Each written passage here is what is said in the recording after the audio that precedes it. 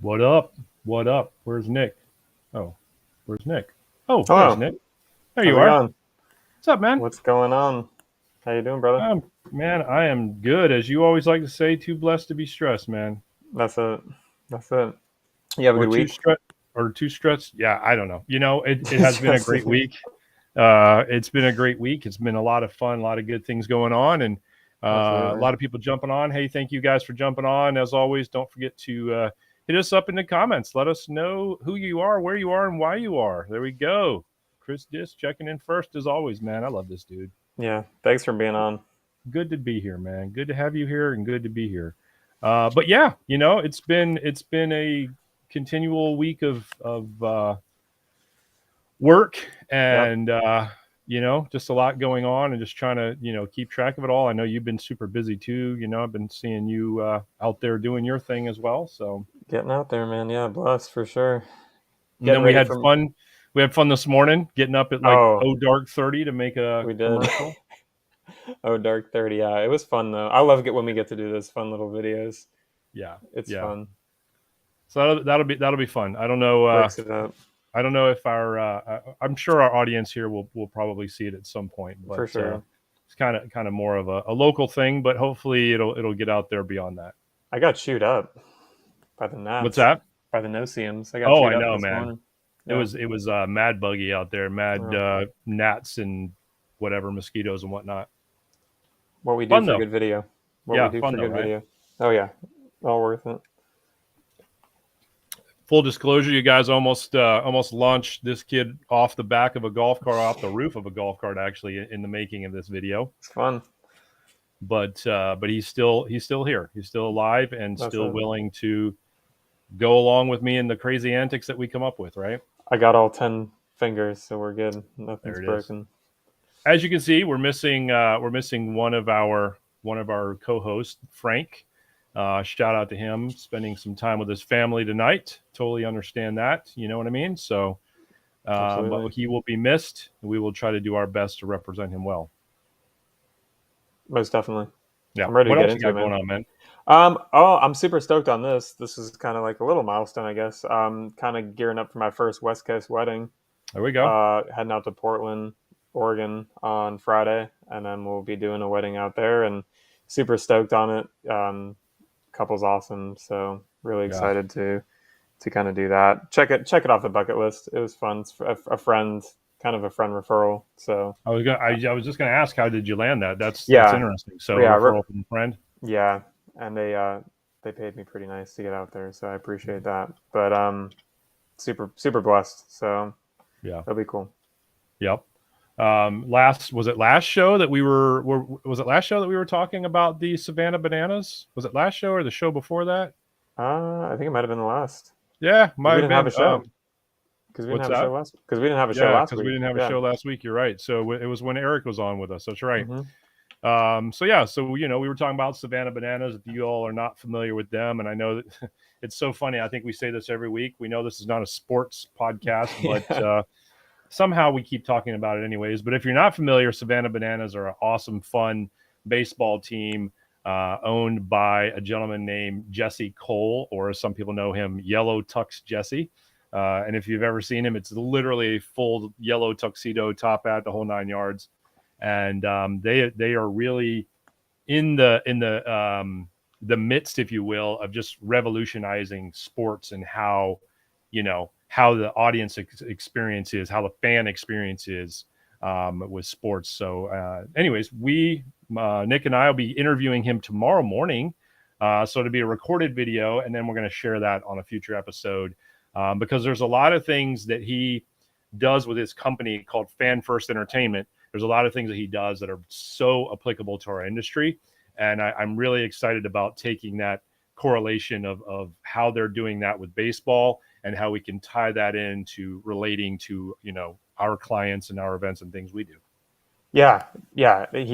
I was kind of looking through all of his stuff, and I watched that they did ESPN did a fantastic little video on the Savannah Bananas, like the culture and stuff, and I was mesmerized by it. I know you said that they were actually there filming it when you were at the Yeah. game that you went to, and just the culture, the like you said, the fan first, like what they've created there is absolutely incredible. Yeah. It's so awesome, and there's so much that you can take away from that and apply to your own business. So I'm super looking forward to that conversation tomorrow. Yeah, I think it's gonna be great. Yeah. I'm geeked out about being able to do it, and I honestly, I mean, just being fully candid, I was surprised when he said yes to it. So it was really cool, Yeah. for him to say yes and willing to jump on with us because again, we're definitely not a sports podcast. You know what I mean? Yeah. So he could have he could have looked at that and just said, yeah, I don't know if that's really my market, but it's really cool, and he has a new book coming out too, so it'll be interesting to maybe dabble and chat about that a little bit as well. Yeah, absolutely. Yep. So we'll be once again we'll be recording that tomorrow morning due to his schedule. Unfortunately, he's not able to join us live, but we're going to record that, and then we'll definitely show that recording on a future episode because I think there'll be a lot that come out of that. So much good stuff, no doubt. All right, we ready to jump into tonight then? I'm ready, man. I'm ready. It's going to be a great show. Let's do it, man. Let's do it. One more time, just to remind everybody, if you're just checking in or just jumping on with us, feel free to drop a comment. Let us know who's watching and where you're at and how you're feeling tonight. Good, bad, or indifferent. We're here to support you and hope that you're having a great week so far. I know it's only Tuesday, but in our world, Tuesday basically means what? Thursday, Friday? Yeah. I don't know. Whatever. It means something, right? Yeah. So let us know how you're doing. All right, so let's jump into our guest for tonight. So our guest for tonight, his name is Cole Coleman, which to me is such a cool name. Like it's almost like your parents thought you were that cool that they called you that twice, and I love that. I think that's great. That's Although awesome. he probably has a much better story about the origin of his name than I do. So we'll see what that is. Hopefully, Cole has been a force in the wedding industry for years, from working in a family of wedding venues to building a medium-sized team of DJs in St. Louis, Missouri, and Nashville, Tennessee, and then breaking into the luxury wedding market as a national solo operation. This dude has been around. Today, Cole is focused on growing his personal wedding brand and, more importantly, building an array of highly specialized software for professionals, starting in the event space and moving into other businesses, which is really exciting. I love the entrepreneurial mindset. I love that whole concept of taking what you love and how can I build upon that. So we are going to invite Cole to come on with us, and we're going to jump right into this thing. Cole, here we go. What's up, man? What's up, everybody? How are you? Thanks for How you being doing, on, bud? man. Appreciate it. Good. It's been a day, man. It's rainy here in good old St. Louis, in the middle of the country. Is it sunny where you are? Obviously in Florida. It was pretty sunny today. Yeah, it was warm a little earlier when I went out walking. So it's yeah, definitely. All right, so right off the bat, dude, I'd probably totally butchered your name situation. So, is there a story behind it that you can share, or what's the scoop? There is. It's less exciting than people would think. I'm not sure how they arrived at Cole Coleman, but I know that like my like grandma makes like tapes of like interviewing all the family, and she's like, "Oh, how are you?" All that sort of thing, like in the waiting room. And written on the tape, it has baby Ty's birth video. My name was going to be Ty Coleman. And then I guess my parents looked at me and they were like, "He's not cool enough to be a Ty, so we're going to have to name him Cole." So I don't know if it was like a last minute, like, "Oh, that's not going to work. Let's just like first name and gender. There we go. We'll split it, and that's it." So I think that's essentially kind of what happened. I don't think it's not like I wasn't born out of some sort of a mine shaft. Like that would have been cool, but it wasn't. So not sure. Funny. That's too funny, man. Well, hey, the good thing about it is probably easy to remember going, as a young guy coming up in life, that's easy to remember that for sure. Right. Yeah. The hard part is whenever I'm on the phone with, I don't know, like something boring, like insurance, and they're like, "Okay, I need your name." And you're like, Cole Coleman. They just think you stuttered. So they're like, "Okay, Coleman." And then they wait for my last name. And I'm like, "You got all of it right there. Like it's Cole and then Coleman." And the same thing with like my email address. Like my email handle is just Cole Coleman, just my first and last name. And I get all the time, they'll just put Coleman down and be like, "Is that it?" So that's a challenge, but it's all right. Like they didn't think about that in the 90s whenever that was a thing. I guess email was a young thing at that point, if anything at all. So good stuff.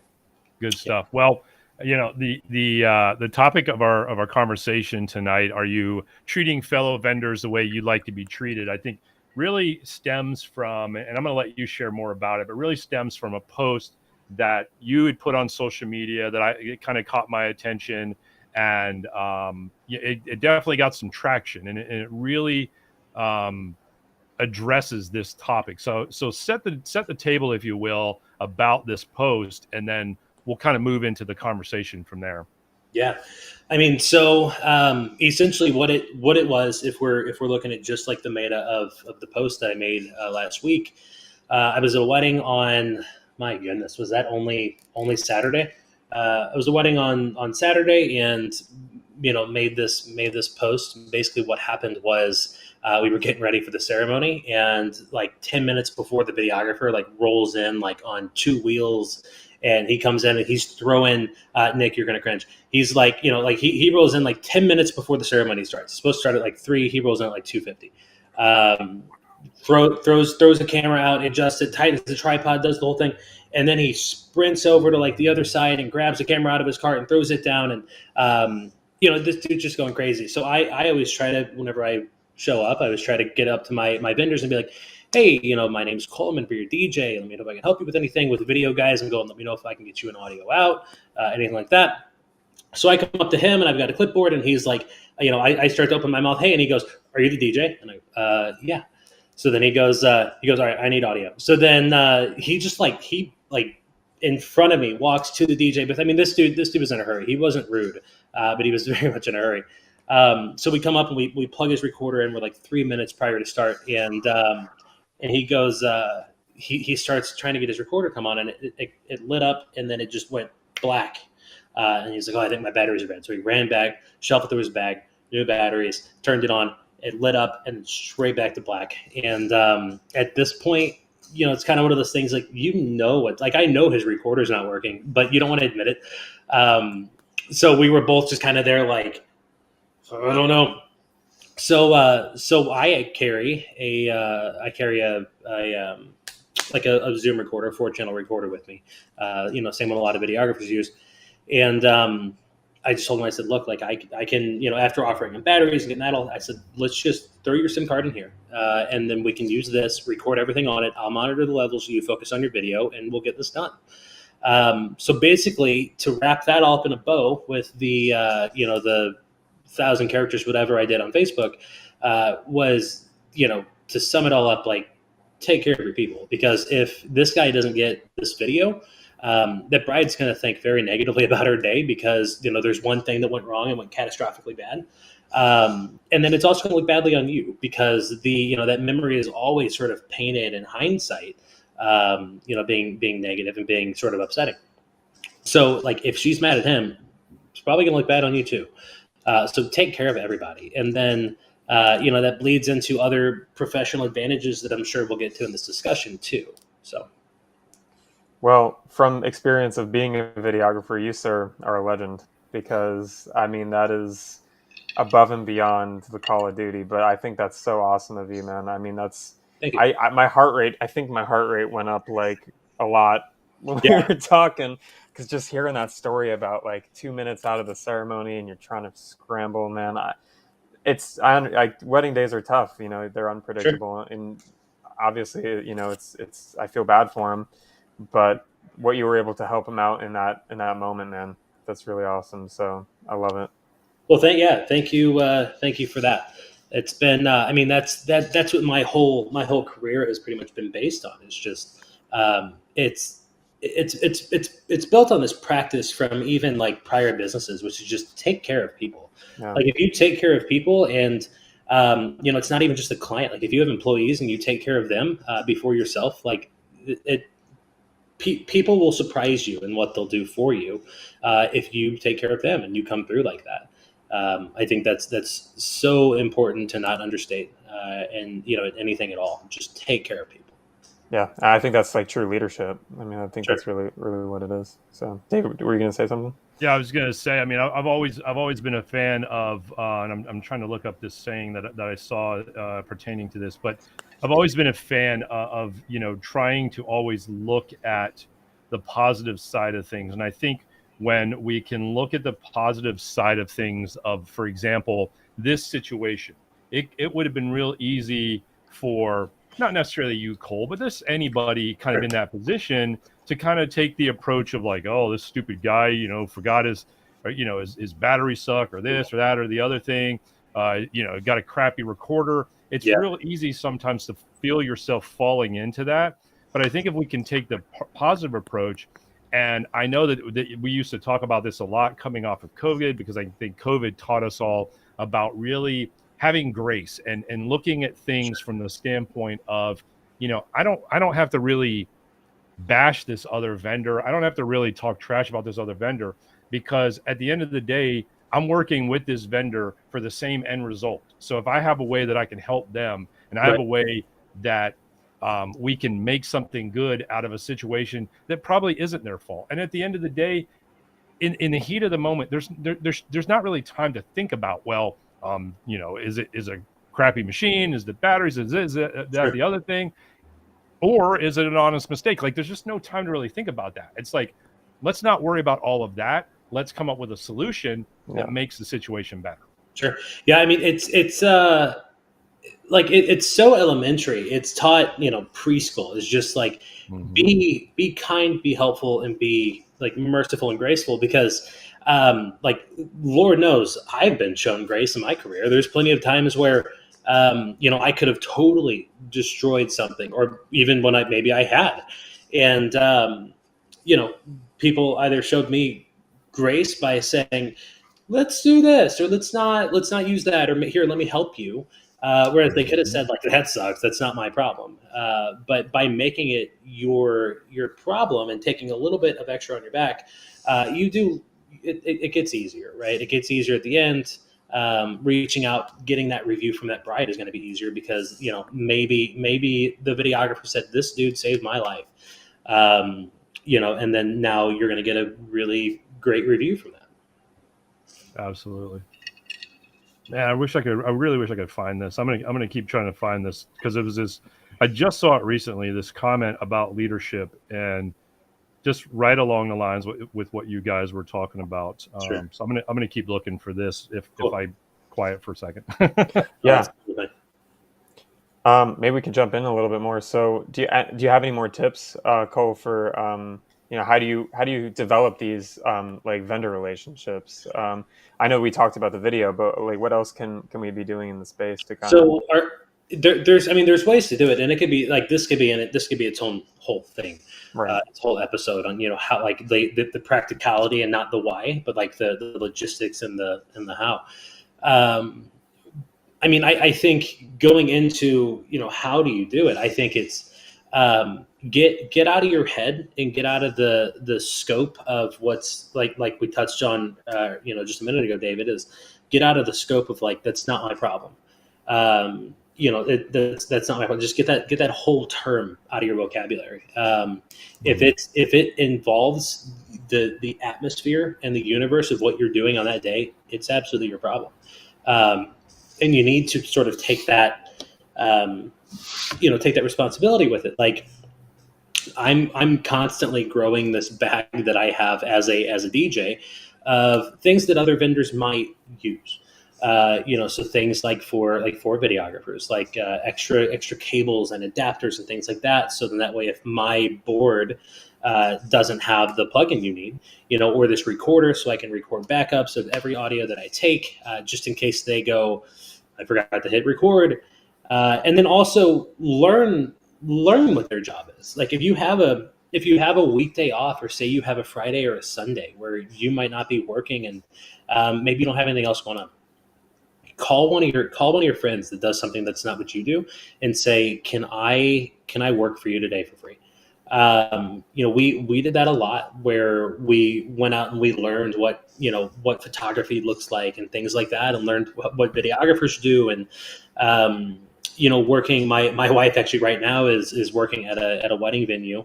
She's bartending. She picked up a little side gig there. So every one of those experiences that you do is not wasted time, or you're working, like you're learning and you're experiencing how to do that, because like I said, there are fruits that come from that directly. Most, I'd say 60, I do pay for the knot. I don't know, it depends on where you're at in the country, but like the knot and wedding wire, whichever one would be more popular where you're at. But we do pay for that, but I'd say probably 65% of my weddings at this point come from referrals from other vendors, because they go, that's the dude I want to work with. So then they send me this, and it's a free, I didn't have to spend anything to get it. So you do sort of win in that. And then, like I said, just think about and learn what they need. If you want to go as far as to bring, even, hair and makeup stuff, I don't know, like bobby pins, whatever, like bring stuff, and then take care of what do your bartenders need? Like there's nothing I can do as a DJ to help a bartender. What I can do though is make sure that if they're taking tips, make sure people know it, because that translates to them in real money. And saying, hey, if you're, finding times to sort of fit it in. Again, that's definitely DJ specific, but just an example of how you can take care of people in that sense. I love it. I think to touch on a couple of things you just said, and I think right off the bat, when you say, not sure what I could do for a bartender, other than I think that's a great idea. I think when we have those feelings, then the best thing we can do is just ask. Go to somebody and say, hey, listen, I'd really like to be finding ways that I can help your job be easier, more effective, Sure. whatever the descriptive is. How can I do that as a DJ or as a photographer or as a wedding planner or whatever? Like, how can I do that? As a person who, Nick and I are a part of MPI, which is kind of more on the corporate side of events of things and the meeting planning side of events of things.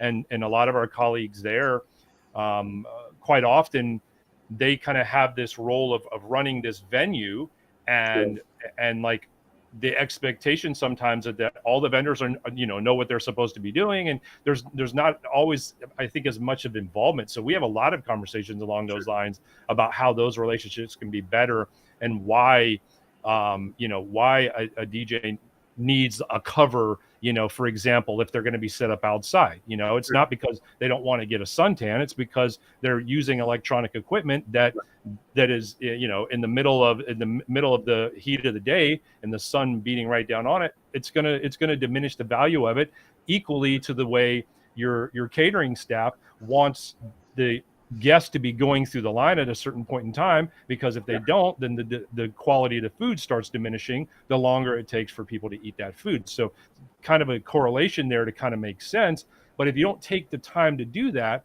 it's not that the other vendor maybe doesn't care or it's just not on their mind. It's just that they've never had to experience that. And just like we haven't had to experience things for them. So I love that you brought up the thing about, going and shadowing and working with somebody that works within the industry, maybe that doesn't do what you do, and so on and so forth. Because I think it's such a great thing. We talked about that a lot during COVID too, was like, hey, as you're coming out of COVID, and that was one of the things we kept trying to suggest to people, as you're coming out of COVID, if you don't have things going on that, in your market or in your area, if you're not back to full speed yet, if you have these opportunities to go shadow and work with other people, you're going to gain so much knowledge and so much quality out of that relationship that it's only going to make you better at what you do, For sure. And then just to touch a real bit, I told you I was trying to look for this quote, and I actually found the two of them that talking about, being a leader in the industry. And that's kind of what you were alluding to, Cole, is like really taking a little bit of a leadership role at an event or just in a scenario. It reminded me of this one, and then I found the other one. But leaders don't create followers; they create more leaders. And I think that's exactly what you're saying, is that you're setting up a scenario where you are setting the example of how everybody at that event could kind of be a leader to some extent. You know what I mean? And then the other quote that I saw right next to this, which I thought really is so important to this conversation: good leaders must first become good servants. And again, that's exactly what we were talking about, what can I do to help you? What can I do to help the situation? Chris says, it will and could burn out your gear. It's also your health, heat stroke, sun poisoning. Don't discount protecting your skin. In the long run, skin can. Yeah, Chris, I agree with that 100%. I think a lot of times, though, what happens is that people others or whatever assume that you're requesting for things like this from a personal standpoint, although you do make some very good points. Right. You do want to protect yourself, and you do want to you do want to be healthy, and so on and so forth, but for me, it's like and for any of us, it's like, Nick, you down by the we do a lot of stuff down by the beach. If you don't have gear that is weatherproof protected, then you go out in a scenario that ruins that gear. And it's like, it's not just, oh crap, now I can't shoot anything more for this event, but it's, what else do you have? Do you have an event tomorrow? Do you have an event next week? What are you going to do? And people say, oh, well, that's what insurance is for. That's great. But is insurance going to get you a new camera tomorrow? So what are you going to do in the intro? So those are all the things that are so important. No, that's for sure. Like you've got to continue. From here to the end of the year, I have roughly like 60 events. So like, if I were to have a speaker go and I don't have anything else, what are you going to do? You've got to think about, it's not just this one, it's all the other ones. And then to kind of loop back on, what you can do. Like there are plenty of like, if you go back in my Instagram feed, I know there's one of me cutting a wedding cake, because the caterer, David, did you see that going back? No, but I will. I'm going to go look right now, actually. Yeah, so you got to go back. I'm in some like stupid Amish hat that I was wearing. See if I can find it. I had a wedding in Nashville the day before, and then I came back to St. Louis, and you just don't have time to do your hair, so you put a hat on. So yeah, but there was plenty of of situations like that, in which that one specifically, the caterer left, and they were supposed to cut the wedding cake. It was another invoice, but the one person they left with had never done it before. He had never cut a wedding cake, and luckily, because of my days, in like the wedding venue, from the family of venues that my in-laws ran, we know how to do that. So I was able to jump in and be like, "Don't worry about it, I'll handle it." And then I got this great picture that I was able to put on Instagram, right? And that helped me. And I booked, I think, 3 weddings off that, because of like how selfless that like looked, right? Like, I feel bad being like, it was so selfless, as as awful as that was. There we go. I was also singing along to "I Want to Dance with Somebody." So that's what that weird face was. That was awesome. That's too funny. Love that. Man, that's the stuff. That's the stuff that matters. Ultimately, at the end of the day, forget money, forget status, forget what types of weddings you're booking. At the end of the day, I think the most important thing is like, how did I serve? I mean, at least for me, it is For sure. how, and I can tell for you as well, and David, I know, but how you serve others and how you help others. And at the end of the day, that's literally what this is all about. Like, I don't go in. I try not to go into a wedding and like, oh, this is going to be the best video I've ever made. It's how am I going to serve this client and to help them have this memory that they're going to keep for the rest of their lives and probably beyond their lives. For sure. So that if you like you said, if you change your framework and kind of get out of your own head and like, how can I serve and how can I just serve these people, and you act in that kind of way, I think it just changes everything, and it's really Yeah. really awesome. I think a really easy way to change your frame of mind as a wedding pro in any like subcategory, the way you look at your income, right? Like these are all obviously businesses, and the podcast is the wedding business growth, right? You're into Right. making more money, growing your business. Mm-hmm. I think the best way to do it is you've got to start looking at it less as like an event by event. Oh, I'm making $1,000 to $3,000 on this event. I'm only making 1,500 on that. Take it out. Don't even look at your price point on each one. Obviously, quote them out how you need to, invoice them how you need to, bill them how you need to. But whenever you look at that event, like in context, zoom out, man, and look at the whole year. Look at, this is what I'm doing. I'm working today. Da da da. Don't think I'm making this much per hour. Try to zoom out as much as you can and look.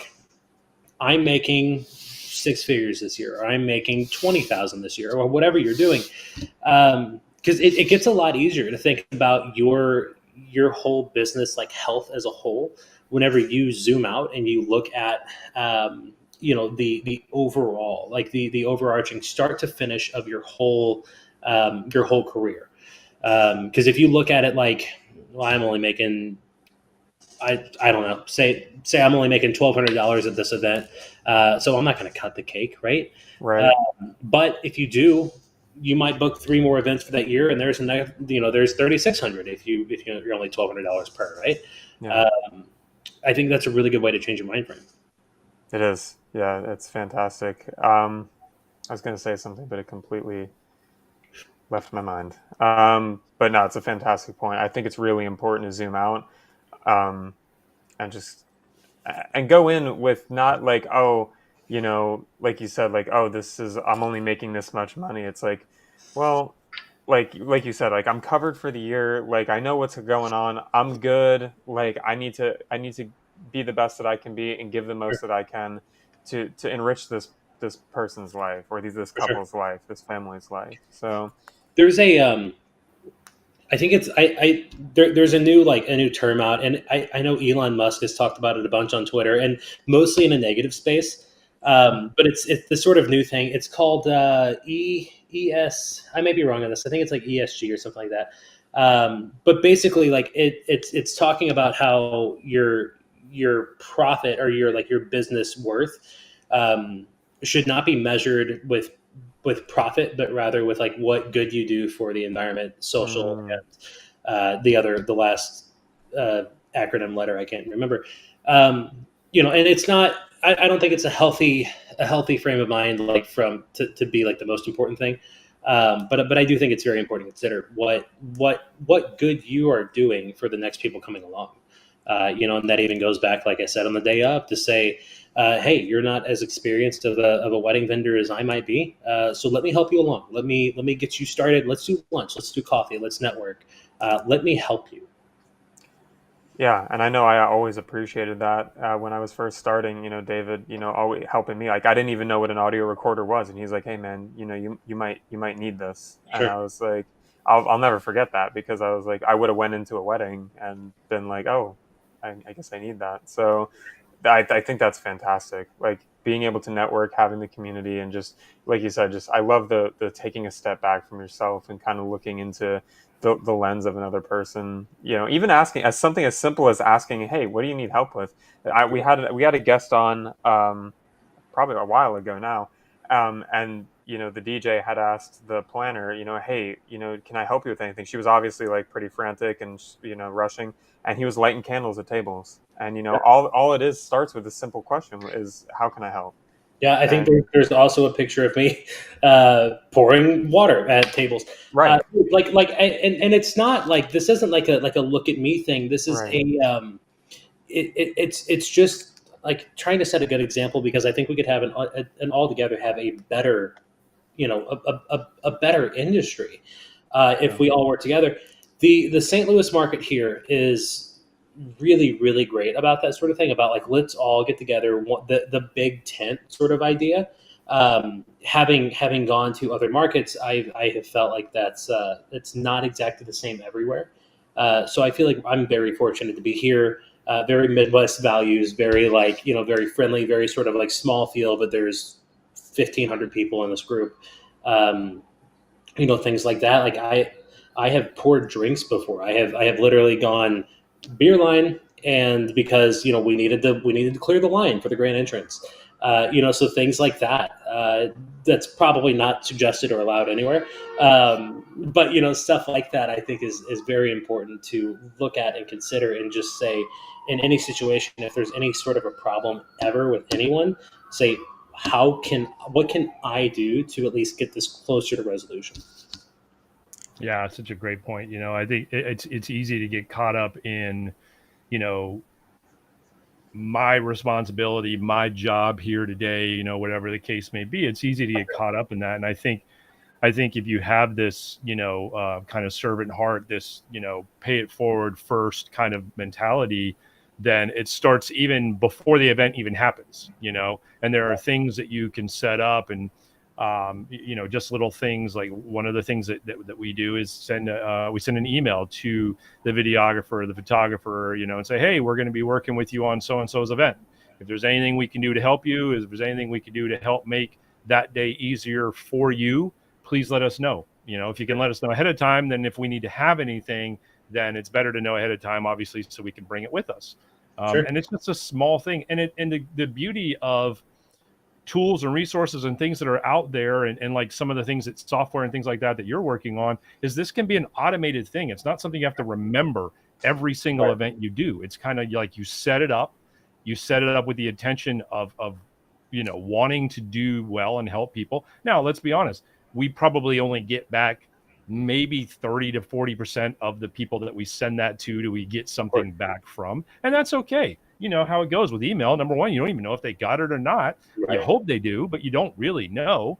Sure. And then some people will just read it and maybe, I'll respond to that and then forget. I mean, there's a lot of reasons why, but the bottom line is that it's just one step to say, hey, I understand that we're going to be working together. I acknowledge the fact that you are going to be there. And Right. is there anything that I can do from my standpoint to make your life easier? Now, I'm not saying that we are sending that to every single vendor at the event, Right. but we are definitely sending things like that to the planner, the photographer, the videographer.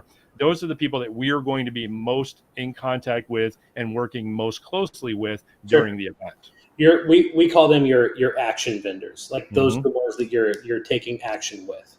Mhm. You're sort of that, and not only that. Like, let's say you benefit $0 from any of it all year. It's going to make the day of so much easier and so much Yeah.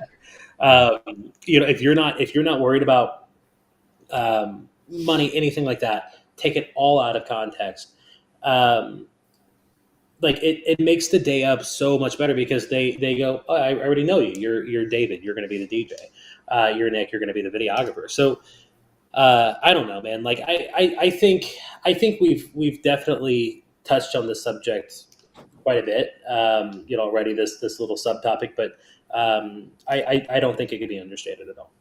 Yeah. Yeah. And I think you do bring up a good point too about it doesn't have to be all about money. Peace of mind has a lot of value to it. oh yeah, Sure. And being able to have a smooth event and as minimal hiccups as possible, really goes a long ways. And like you said, it's not always going to be an immediate ROI. Sometimes that ROI is going to come down the road when you least expect it, Right. and you're going to get a referral, you're going to have an opportunity. And if you've been in this industry long enough, we have all experienced where you get a referral, like from somebody who you did an event for like 6 years ago. You didn't even know who the hell they are anymore. I mean, no offense to them, but you're like, I probably did, 2,000 events between when I did yours and now, but they knew who you were, and that's why you just never really know.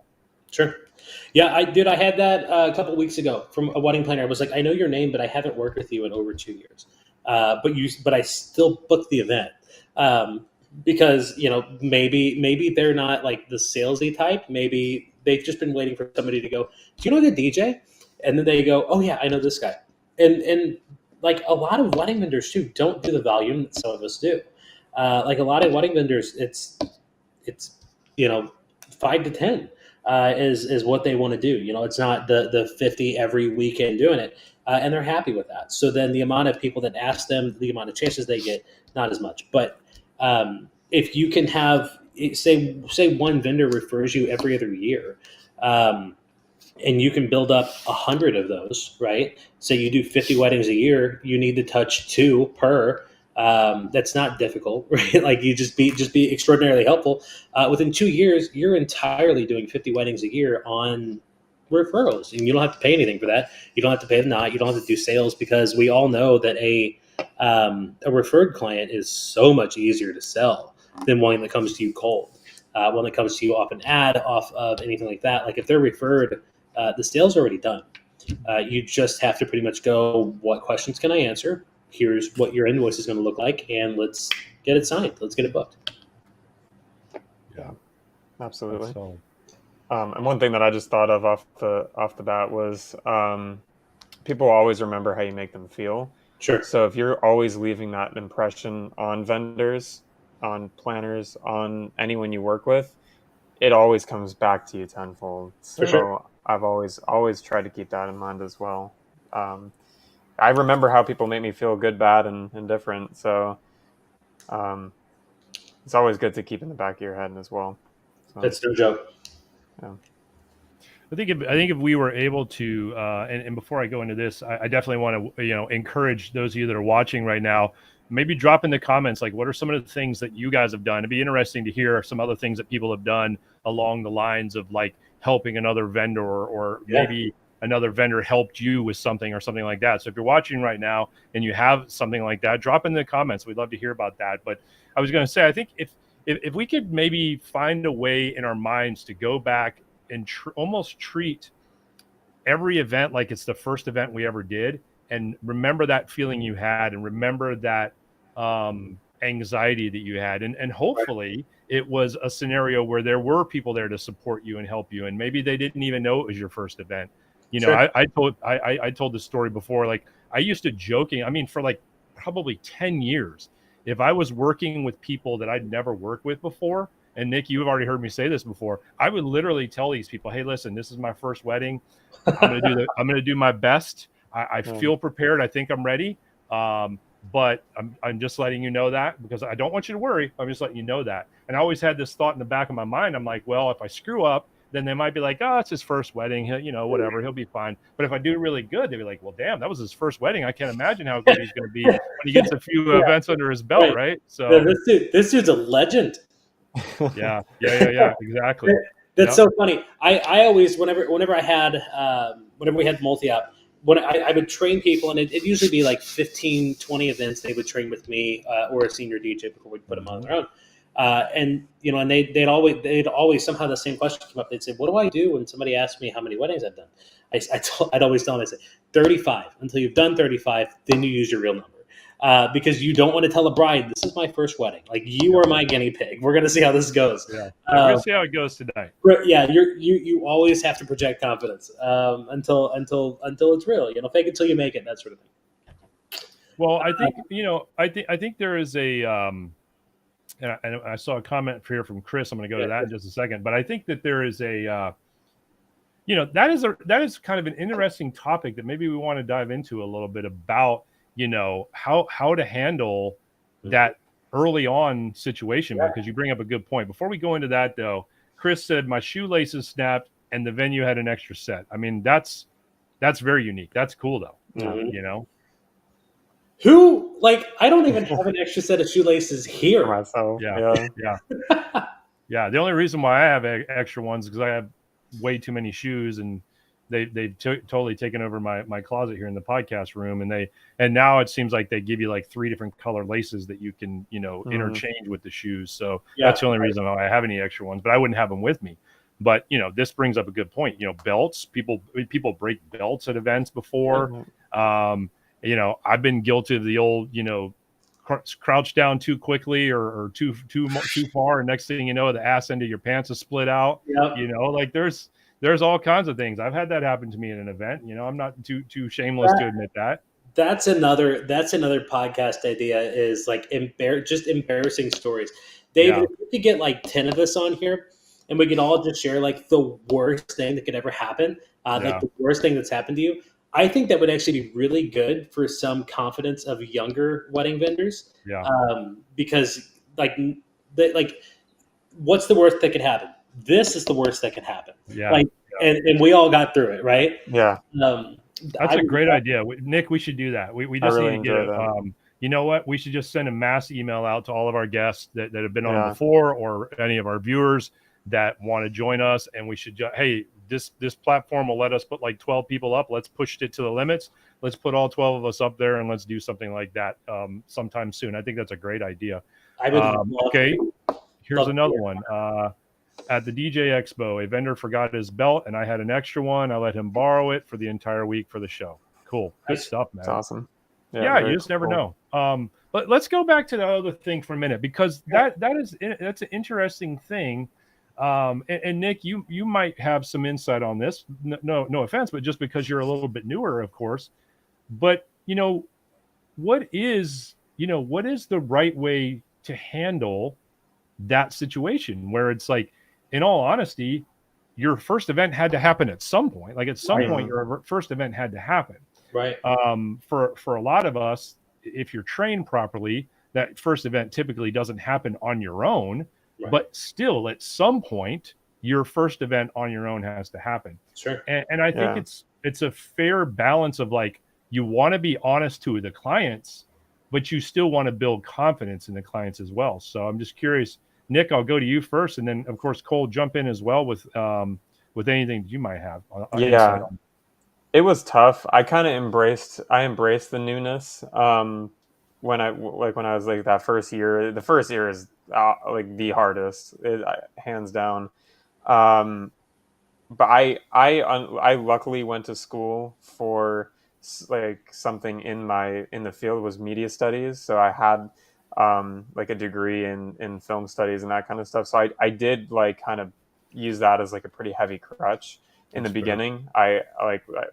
Couples would ask me like, oh, how many weddings have you done? I was like, oh, well, I'm just getting started, but I have my degree in media studies, and I would kind of throw that in as a little caveat. And usually that's quick enough where they say, oh, where'd you go to school? Or it kind of was just like, it deviated the conversation enough to where I wasn't being like blatantly like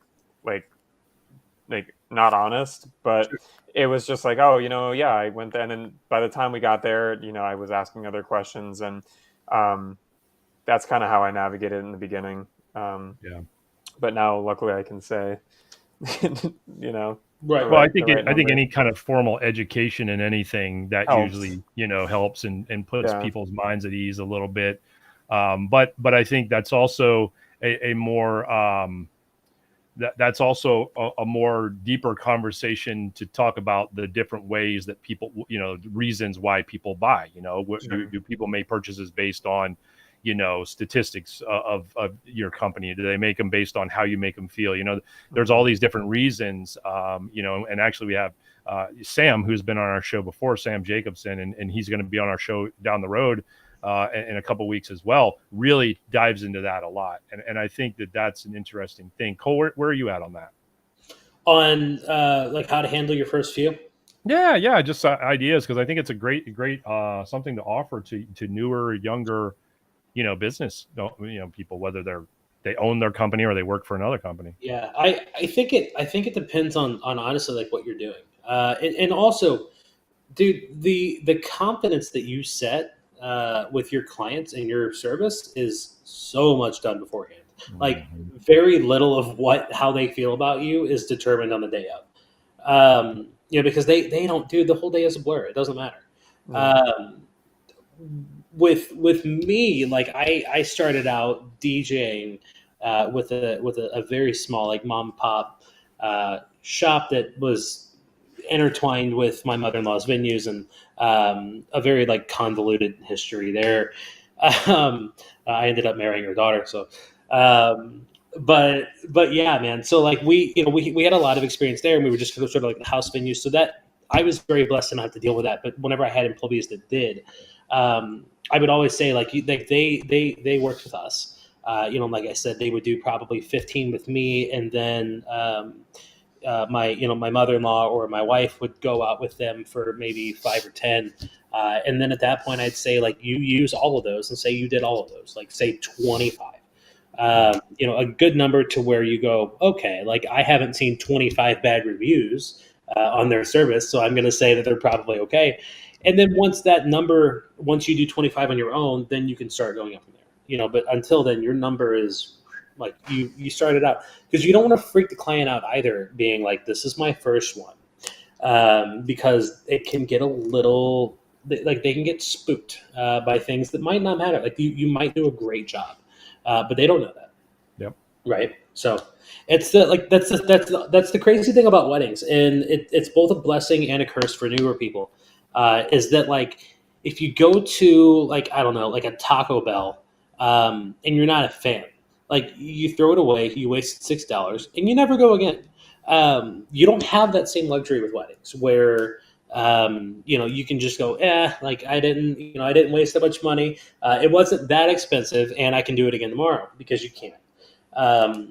So that's like always think about like I need to keep them calm. But other than that, like I need to also like live my truth, right? Yeah, I think that makes a lot of sense. Chris again says you just say you worked with other DJs as an assistant before venturing out on your own. Took a few leads for a few weddings. So this is very similar to kind of what you were saying. I think, yeah, and I think a lot of times, like you said too, like that confidence that you have in your conversation says a lot. And if you come across confident about the job that you have to do for them and the relationship you're going to have with them, there's a good chance that question may never come up. It could just be kind of more of a curiosity thing, Sure. So this is interesting, and again, I mean, I don't want to say I would ever condone like lying to a client about anything, but I think that it's still, because like you said, the last thing you want to do is, is to create an uncomfortable situation that's not necessary. Because at the end of the day, if you know how to do your job, and Nick knows, I say this all the time, you're doing a job for somebody who is already on an emotional high just because of what the event is. Right. Like you really, really have to shit the bed to make it a bad situation. You know what I mean?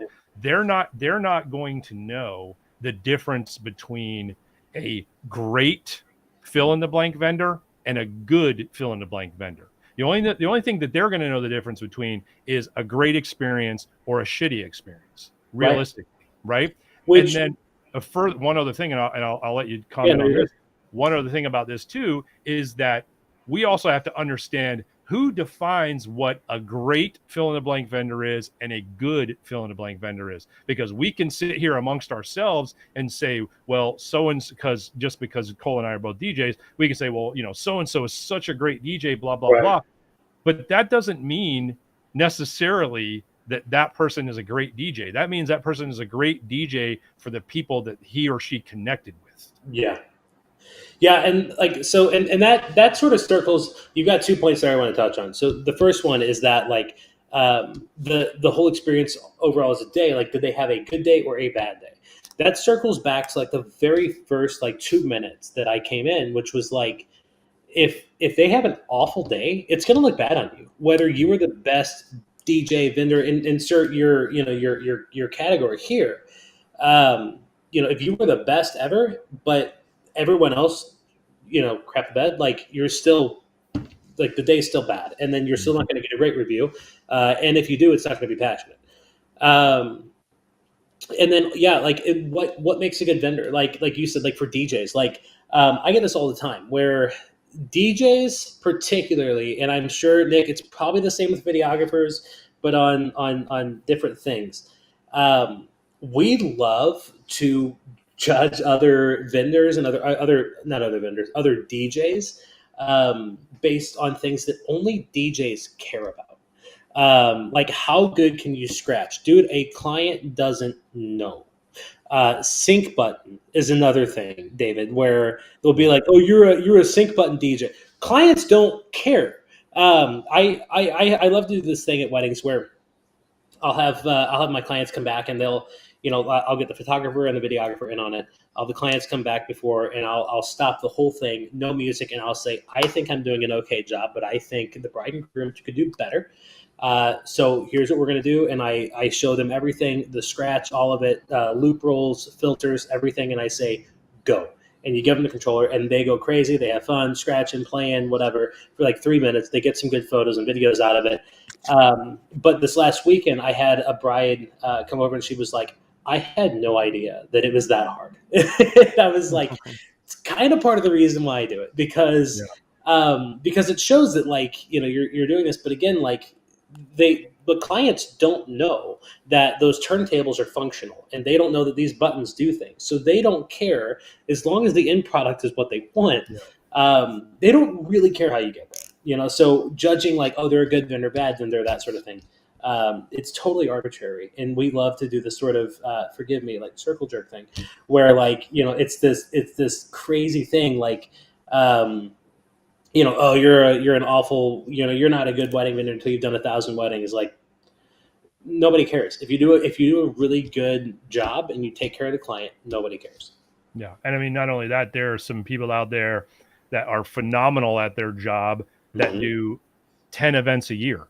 And that's because that's the business model they choose to do, and then going back to your point is, that couple comes out and they do their thing and you're probably internally cringing like, oh my God. But let's be honest, their friends and family are out there going ape shit, going absolutely nuts. And it goes back to like, I literally have goosebumps right now thinking about it because you are creating an experience that those people are going to remember. The after party the next day, 2 weeks when they, catch up with each other after the honeymoon and all that stuff. What are they going to say? Oh, that was so much fun. And you guys were so crazy when you were up there behind the DJ, blah, blah, blah. And to the point of that, I had a couple years ago that actually asked me ahead of time. The groom was like, man, I've always wanted to be a DJ. He's like, I have no idea how to do it, but I just think it would be so cool, blah, blah, blah. And I said, okay, well, let's do it at your wedding then. I'll show you how to do it. And then it turned into like, he wanted to do it and the bride wanted to do it. So I was like, cool, even more fun. So I showed them, just like you said, just a quick, easy, simple thing to do. They got up there. Their friends went crazy. He got it awesome. Well, they both did, but he specifically got an awesome photo out of it that he was using as his photo on Insta, like his little, icon photo on Instagram forever, using that photo of him DJing behind my stuff. And I just saw that. So this wedding was probably at least 3 or 4 years ago. My time all blends together, but I know it was at least 3 or 4 years ago that this wedding happened. And I just saw them a couple weeks ago at another wedding. Now, mind you, they live in San Francisco. So I just saw them here locally at another wedding, and they came over to me and they're like, do you remember who we are? And I said, absolutely. I remember who you guys are. And, we talked and joked about that little scenario, and we ended up taking a picture together because they were like, you know what? The one thing we regretted about that night was not taking pictures with all of our vendors. So here, we can take a picture with our DJ tonight. And he posted on Instagram, tagged me, the whole 9 yards. And, that's just an example of just creating that experience that is what is so much more up here over how good you actually transitioned one song out of the other or whatever. Yeah, for sure. Good stuff.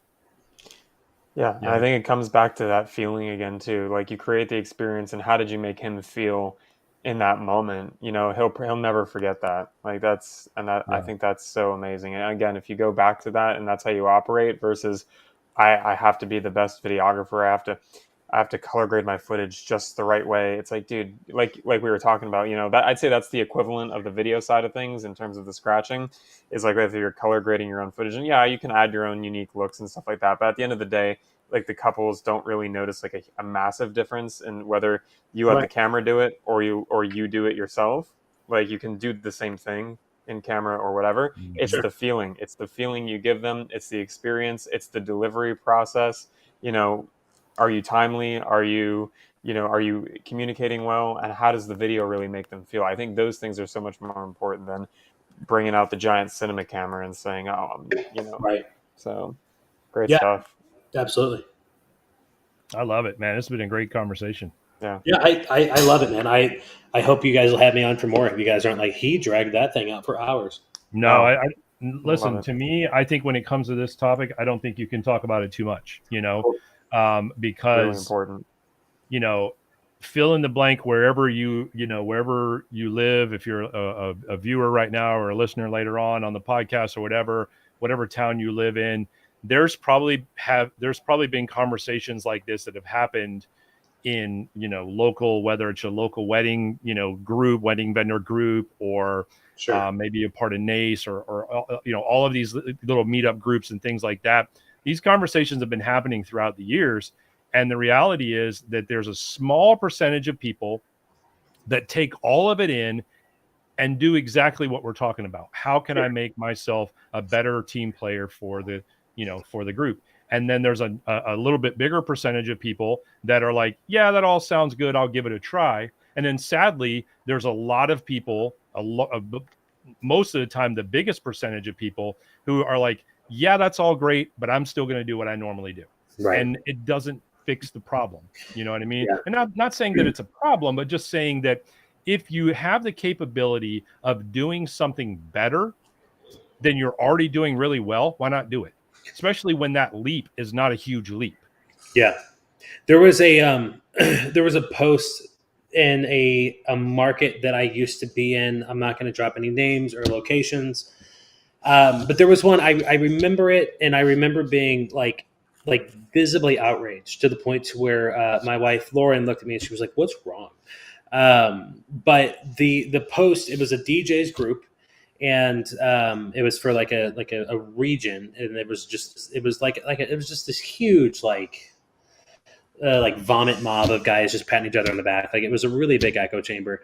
And it was toxic. And one of the things that came out of it was they made this post and everybody was like, yeah, you're right. And it said, stop doing things that aren't your job. And it made me cringe so bad because my whole business has been based off of doing things that weren't my job. Scaling our multi-op like we were able to, and then now being able to convert that into a single op, and then eventually now a software company that we're working on. Everything has been built on doing things that weren't my job, because then the people whose job it was, they're going to make sure that you're taken care of, and they're going to take care of you, and they will defend you when you need it. And if you have some favors you need to call, guess who's going to be there? Yep. Probably half of those people that you helped, not all of them. Yeah. Great point. Well, hey man, I really appreciate you being on tonight. Of course. I know, obviously we didn't share this with anybody in the beginning, but I want to, I guess publicly thank you for jumping on, especially tonight, because we had a little scheduling challenge with our guests. So you kind of stepped up and said, hey man, I'm happy to fill in tonight. And actually our guest who was supposed to be on tonight is going to be joining us next week. And her name is Morgan Childs. And she is somewhat been known as the elopement expert, is one of her coin, I guess, names or maybe nicknames or something like that. But diving into a little bit of this conversation about smaller weddings or micro weddings and the value of those and why you should be paying attention to those and stuff like that. So I think it's going to be an interesting conversation when it comes to that. And so we'll look forward to doing that next week. And obviously, Cole, we'd love to have you on again. I know the software stuff that you're working on behind the scenes, you and I have been talking about that a lot, and we'll continue to keep talking about that. And so we'll definitely want to get you on to talk about when you're kind of more ready to put that in the public eye and how it can help, help people in our industry. I think that'll be great. But I can tell you guys, just from being able to see it from kind of I guess like beta behind the scenes look that Cole's been kind enough to let me have some experience with. It's pretty cool. It's really some good stuff, and I probably don't even realize how cool it is yet. So you know what I mean? Yeah. So I appreciate that, man. And Chris, thank you, man. We cannot tell you how much we appreciate your input every week, Chris. You're always here supporting us, and we appreciate that, man. All right. So with that being said, Cole, anything else before we wrap things up? No, dude. Love people. That's it, right? Like that's the whole thing. Love people. Doesn't matter. Like a bottom line. Wow, we could have just said that and ended the show. Like that is so It would have been a valuable. lot shorter. I would have had my General Tso's chicken much earlier tonight if that was the case. Well, I'm glad you saved that gem for the end. Love people. Yeah. I think that's so important, man, and it's great that you shared that. So thank you so much. Awesome. Nick, you want to wrap us up, man? Hey, Cole, thank you so much, man. Hey, love people. Yeah, absolutely. And I'm super excited for what you got going on with the software. Super looking forward to hearing more about that. We'll have to leave the people with the teaser. Yep. It's highly specific software for your specific sub industry of the events. So you get all the tools you need and none of them that you don't. Yeah. Nice. Super looking forward to it. Cole, hang out with us for just a second. We're going to go off live here in just a second, but hang out with us. Cool. Just a reminder to everybody, if you're not able to watch our live shows, we do post the audio on your favorite podcast supplier. So if it's Apple, Spotify, Google, wherever you listen to podcasts, be sure to listen to back issues or back episodes. And if there's a favorite episode of yours that you felt like there was some good content, but you didn't write it down fast enough, you can always go back and refer to those. So they are available just like this one will be very soon. Thank you, guys. We'll see you again next week.